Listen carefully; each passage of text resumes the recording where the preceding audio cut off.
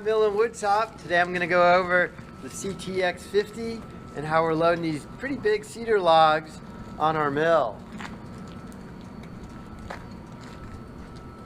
Oh, look at that right there. Student riding by on his unicycle. That's pretty cool. Alright, so stay tuned for a video update on the CTX 50.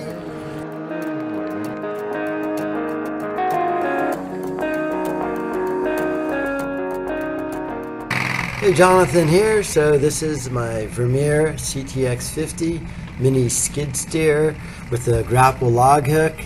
I'm trying to pick up a cedar log, I don't know, maybe 20 inches in diameter. The problem with my mill at the high school is I have this cage around it, so it's not that easy to get in. Ideally, I could lift it up lengthwise this way and then go straight on and put it on the mill. That's worked pretty well. But this log has turned out to be just a little too heavy for that. So I'm actually just kind of driving it and dragging it back out of the way. You can see it kind of skidding up, all the bark on there. And then I'm coming off, and this is a cool thing about this Vermeer grapple, is there's a hook pin there, and I just rotate it 90 degrees and then lock it back into place. So now that I'm able to lock it at 90, I'll swing perpendicular to the log.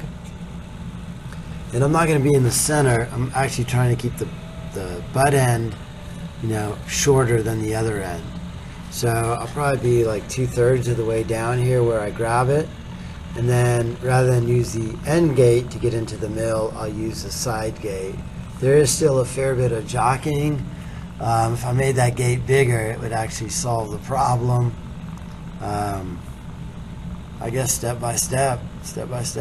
So here I am grabbing it. That grapple is beautiful.